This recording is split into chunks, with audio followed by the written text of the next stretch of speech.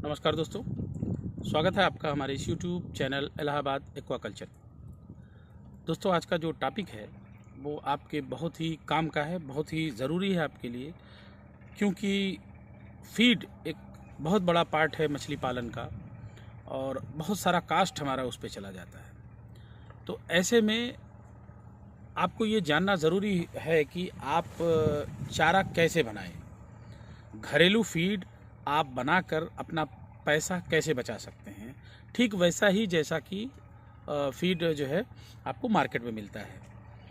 तो उसके लिए आपको कुछ चीज़ें बहुत ज़रूरी हैं जानना, और ये वही टॉपिक है आपके लिए कि कैटफिश का चारा या जो है आपके कार्प मछलियों का चारा, बेहतरीन चारा आप अपने घर पे बिल्कुल कंपनी जैसा चारा कैसे बना सकते हैं, उसके क्या क्या तत्व होते हैं, उसकी क्या क्या उपयोगिता है, उसमें क्या एडिटिव्स मिलते हैं और कितना परसेंटेज का प्रोटीन किस मछली को चाहिए, और ये सारा चीज़ जो है इस वीडियो में आपको मैं बताऊँगा। दोस्तों, कोई भी चारा चाहे कंपनी का हो या होममेड फीड हो, जो कंपोनेंट होते हैं, जो चारा का जो तत्व होता है वो एक ही होता है। तो आप घरेलू चारा को ये ना समझिए कि घरेलू चारा है तो बिल्कुल वैसे ही है, नहीं, यही चीज़ कंपनी के भी चारे में होता है, बशर्ते वो जो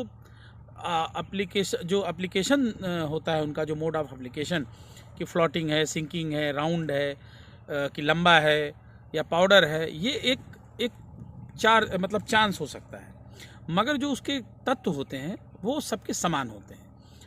तो अब आपको ये जानना है कि क्या क्या उसमें मिला होता है और हम उसको बनाएंगे कैसे।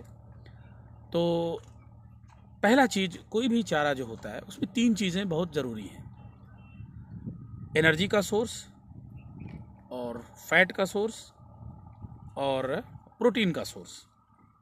ये 3 चीज़ें कंपलसरी है, और इसके साथ में जो बहुत ही ज़रूरी चीज़ है जिसको लोग नज़रअंदाज कर देते हैं वो है विटामिन, मिनरल्स और एंजाइम्स। ये किसी भी एक अच्छी गुणवत्ता का जो चारा होता है उसके लिए बहुत ज़रूरी होता है। हो सकता है ये वीडियो लंबा हो तो हम इसको 2 पार्ट में बना देंगे, लेकिन वो चीज़ जानना बहुत ज़रूरी है, लेसन आपके लिए बहुत ज़रूरी है, क्योंकि आप फिश फार्मिंग करते हैं और फ्यूचर में आप अपना चारा भी बना के अपना प्रयोग आप ला सकते हैं, ताकि आपको फीड कास्ट बहुत कम आए। तो जो चारा होता है उसमें प्रोटीन होता है, कार्बोहाइड्रेट होता है और फैट, वसा का परसेंटेज होता है, और इसके अलावा एंजाइम्स और विटामिन्स, मिनरल्स, ये चीज़ें होती हैं। अब आपको ये जानना है कि इनका काम क्या है। ये चीज़ तो है, लेकिन उसका काम क्या है, उसका वो क्या करता है। पहला चीज़, जो सबसे महंगा चीज़ होता है, प्रोटीन। जो चारे में जो सबसे महंगा पार्ट होता है वो होता है प्रोटीन, और किसी भी मछली या जीव के लिए प्रोटीन बहुत ही आवश्यक होता है, खास करके मसल्स और गेन बॉडी वेट के लिए प्रोटीन बहुत ही कंपलसरी होता है। तो प्रोटीन सबसे महंगा इसका पार्ट होता है। दूसरा जो होता है वो होता है कार्बोहाइड्रेट। ये होता है एनर्जी का सोर्स। और एक चीज़ इसमें समझना है आपको, प्रोटीन का जो पाचन होता है, प्रोटीन का जो मेटाबॉलिज्म होता है, वो विदाउट कार्बोहाइड्रेट नहीं होता। इसलिए सिर्फ प्रोटीन देने से काम नहीं चलेगा, उसको पाचन करने के लिए एनर्जी की ज़रूरत होता है, और वो एनर्जी का सोर्स आपको कार्बोहाइड्रेट से मिलता है। इसके बाद आता है आपका फैट प्रोटीन। फैट जो है एक बहुत महत्वपूर्ण जो है पार्ट होता है चारे का, फैट। इसका बहुत सारा काम होता है, उतना डिटेल में जाने की ज़रूरत नहीं है, बट फैट एक बहुत ही एनर्जी का भी सोर्स है, और बॉडी के कुछ चीज़ आर्गन्स को मूवमेंट के लिए फैट का बहुत होना बहुत ही ज़रूरी है। इसलिए फैट का इसमें परसेंटेज रहता है। इसके बाद एक अच्छी गुणवत्ता का जो चारा होता है उसके लिए मिनरल्स, जिसमें जो है सारी चीज़ जो है मैग्नीशियम, सोडियम और तमाम एलिमेंट्स होते हैं, सेलेनियम, और बहुत सारा चीज़ होता है, कोबाल्ट, जिंक, सब कुछ। तो ये एक मिनरल में ये बहुत ज़्यादा ज़रूरी होता है। विटामिन्स में आपका बी कॉम्प्लेक्स होते हैं, विटामिन सी होते हैं, ए होता है, डी होता है, के होता है और तमाम इन विटामिन्स का तमाम काम होता है। लेकिन एसेंशियल जो विटामिन्स होते हैं वो बहुत ज़रूरी होते हैं एक मछली के या किसी भी जीव के लिए। विटामिन्स के बहुत सारे काम होते हैं, मगर एक ज़रूरी मात्रा में विटामिन्स मिले होने चाहिए। मिनरल्स आपको बता दिया, वो बहुत कंपलसरी है। इसके बाद आता है एंजाइम्स, जो कि बहुत ही एक ज़रूरी चीज़ है। किसी भी चारे में एंजाइम्स अब मिला के दिया जा रहा है। उससे जो फीड मिलता है वो उसका मेटाबॉलिज्म बहुत अच्छा होता है, उसका डाइजेशन इम्प्रूवमेंट बहुत अच्छा होता है। क्योंकि आप कुछ भी काजू बादाम आप दे दीजिए, अगर उसका डाइजेशन नहीं हुआ तो बायोमास में वो कन्वर्ट नहीं होगा, और कन्वर्ट नहीं होगा तो आपका वो सब कुछ बेकार है। इसलिए अभी बहुत सारी कंपनियां एंजाइम्स ऐड करके दे रही हैं, जिसमें लाइपेज है, पेप्सिन है, एमाइलेज है, बहुत सारा जो है आपका एंजाइम्स होता है, जो कि डाइजेशन के लिए वो मायने रखता है। और बहुत अच्छा चारा बनता है जब छोटे बच्चों के लिए चारा बनाया जाता है, उसमें अमीनो एसिड भी मिलाया जाता है। अब आप सोचेंगे अमीनो एसिड्स क्या होते हैं?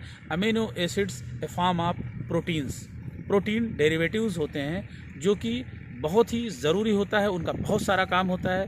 वो बहुत सारे अमीनो एसिड्स होते हैं जो है, लेकिन एसेंशियल जो अमीनो एसिड्स होते हैं, महत्वपूर्ण, वो 7-8 होते हैं। वो कंपलसरी है कि वो होना चाहिए। प्रोटीन अगर है तो प्रोटीन में लीन प्रोटीन होना चाहिए, ना कि हैवी प्रोटीन हो जिसका डाइजेशन ना हो। प्रोटीन के सोर्स बहुत सारे होते हैं, लेकिन हैवी प्रोटीन होने से उसका डाइजेशन नहीं हो पाता। तो लीन प्रोटीन का होना ज़रूरी है, जो मछली को बहुत अच्छे से डाइजेस्ट कर सके। तो ये तो हो गया कि वो तत्व जो हमारे दाने में, चारे में मिला होता है, जो कंपनी में। अब आपको ये जानना है कि कोई भी चारा, जैसे कार्प मछलियों का चारा है या नॉर्मल चारा आपको बनाना है कार्प मछलियों के लिए, या जिनकी प्रोटीन बहुत हाई इनटेक नहीं है, उनके लिए चारा आप कैसे बनाएंगे। तो इस भाग में मैं आपको उसका एक इनका चारा मैं बनाना बताता हूँ, उनके सोर्सेस क्या क्या आप इस्तेमाल करेंगे। आपको ये जानना है कि क्या क्या तत्व जो है किस चीज़ से हमें मिलता है। हमें कार्बोहाइड्रेट के सोर्स क्या क्या हैं, प्रोटीन के सोर्सेस क्या हैं, फ़ैट के सोर्सेस क्या हैं, फ़ैट का परसेंटेज हम कैसे मिलाएंगे, क्या मिलाना चाहिए, वो आपको जानना बहुत ज़रूरी है। अगर आप ये 3 चीज़ पे फोकस कर लिए तो आप होममेड चारा अपना बिल्कुल कंपनी जैसा बना सकते हैं, और वो चारा आपका तिलापिया, पंगेसियस, रूपचंद या अन्य जो मछलियां हैं इक्वल 30 प्रोटीन के 32 प्रोटीन के आसपास जो हैं, जितने हैं, सबको आप अच्छी तरीके से ग्रोथ करा सकते हैं। तो हमको जानना है अभी कार्बोहाइड्रेट के सोर्स क्या क्या है। दोस्तों, कार्बोहाइड्रेट का जो सोर्स है वो है जितने भी आपके अनाज होते हैं। अनाज मतलब आपका बाजरा, मक्का और ज्वार और गेहूं और आपका इस तरीके के जितने भी मतलब अनाज हैं, वो आपका जो है कार्बोहाइड्रेट के सोर्सेस हैं। इनको मिलाना ज़रूरी होता है, इससे एनर्जी मिलती है, और ये इनके रहने से प्रोटीन का जो पाचन होता है वो अच्छा होता है, उसकी रिप्रेजेंस में ही इसका मेटाबॉलिज्म होता है। तो कार्बोहाइड्रेट के जो सोर्सेस हैं वो गेहूं, मक्का और ज्वार, बाजरा, ये सब जो है होने चाहिए। इनमें से आप कुछ भी प्रयोग में ला सकते हैं। इसके बाद आता है आपका प्रोटीन, सबसे इम्पोर्टेंट सोर्स प्रोटीन। प्रोटीन का सोर्स क्या क्या है? तो पहले हम बात करते हैं ऑयल केक्स पे। दोस्तों, अमूमन हम एक ही चीज़ जानते हैं, वो है mustard oil cake. Mustard oil cake में लगभग 28% प्रोटीन मिल जाता है। लेकिन ये मेरा मानना है कि एक ही तरह का प्रोटीन नहीं इस्तेमाल करना चाहिए बराबर। क्यों नहीं करना चाहिए? कि मछली खाने का जो उसका जो एक चाव है वो गड़बड़ हो जाएगा। तो उसमें अगर डिफरेंट टाइप के प्रोटीन होंगे तो डिफरेंट टाइप का उसका जो है तत्व उसको मिलेगा, प्रोटीन भी मिलेगा, फैट भी मिलेगा, और कुछ अमीनो एसिड्स वगैरह किसमें क्या है वो सब भी उनसे उसको मिलेगा। तो हर चीज़ में उसके सारे कंटेंट अलग अलग होते हैं। तो एक ही तरह की प्रोटीन यूज़ करने से बचें। ऐसा नहीं कि आपको अगर ऑयल केक सस्ता मिल गया मस्टर्ड का को तो टोटल आप वही मिला दीजिए, ऐसा नहीं कीजिए। तो आपका एक सोर्स है आपका मस्टर्ड ऑयल केक, दूसरा सोर्स है groundnut oil cake. 40 protein इसमें होता है, 42 बहुत अच्छा प्रोटीन सोर्स है। 50-50 मिलाइए। जहाँ पे ये नहीं है, सोयाबीन केक के पीछे मत भागिए। सोयाबीन का बहुत सारा और ऑप्शन है, लेकिन सोयाबीन के पीछे आप लोग ऐसे भागते हैं कि सब कुछ सोयाबीन है, ऐसा नहीं है। उससे जैसा ही प्रोटीन आपको ग्राउंड नट ऑयल केक में मिलेगा, सूरजमुखी के केक में मिलेगा, जहाँ पे सनफ्लावर ऑयल मिलता है वहाँ पे आप इसका भी इस्तेमाल कर सकते हैं। आप अलसी सीड, फ्लैक्स ऑयल का केक आप बढ़िया प्रयोग में ला सकते हैं, उसका भी 42 का प्रोटीन है। और आप सेसमी ऑयल, जो तिल जो होता है, तिल का जो खली है, उसका भी आप प्रयोग बहुत अच्छे से कर सकते हैं। जट्रोफा जो होता है, जिसको आप डीजल के रूप में निकाला जाता है, उसके फ्रूट का जो केक होता है उसमें बहुत अच्छी प्रोटीन होता है, वो भी आप प्रयोग में ला सकते हैं। एक चीज़ होता है दोस्तों, DDGS, डिस्टिलरी प्रोडक्ट होता है, वो फैक्ट्री से निकलता है, उसमें भी प्रोटीन 45-40 आराम से निकलता है। उसमें 2 तरह के होते हैं, राइस DDGS और कार्न DDGS। ये 2 तरह के DDGS जो है मिलते हैं, जो कि बहुत ज़्यादा प्रयोग में लाया जा रहा है इस समय प्रोटीन के फॉर्म में। तो बहुत सारा प्रोटीन का डेरिवेटिव्स है, तो आप इनका प्रयोग करिए। और फैट के लिए तो अगर आप ऑयल केक आपके पास बढ़िया है, ग्राउंड नट ऑयल केक, तो उससे भी फैट का परसेंटेज बराबर इनको मिल सकता है, क्योंकि इनको 4-5 के आसपास जो है फैट प्रोटीन चाहिए, तो उससे उसकी रिकवरी हो जाती है।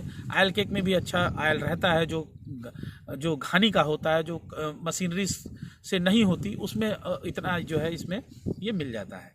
बाकी अगर वो कम होता है तो आप अलग से कोई भी ऑयल का प्रयोग कर सकते हैं। फिश ऑयल का भी प्रयोग कर सकते हैं अट्रैक्शन के रूप में। और फैट प्रोटीन के लिए आप जो है ग्राउंड नट का उसमें है आपके कंटेंट, उतना आपको मिल जाएगा। अब ये है कि ये तो हो गए आपके वेजिटेरियन सोर्सेज। नॉन वेज के रूप में प्रोटीन का अगर आपको इस्तेमाल करना है तो आप इसमें फिश मील का जो है पाउडर यूज़ कर सकते हैं, मीट मील का कर सकते हैं, चिकन मील का कर सकते हैं। ये तमाम पाउडर्स जो है मार्केट में उपलब्ध हैं। इनका प्रयोग करके, इनकी मिक्सिंग करके आप आराम से जो है स्पेशली फीड बना सकते हैं, बिल्कुल कंपनी जैसा।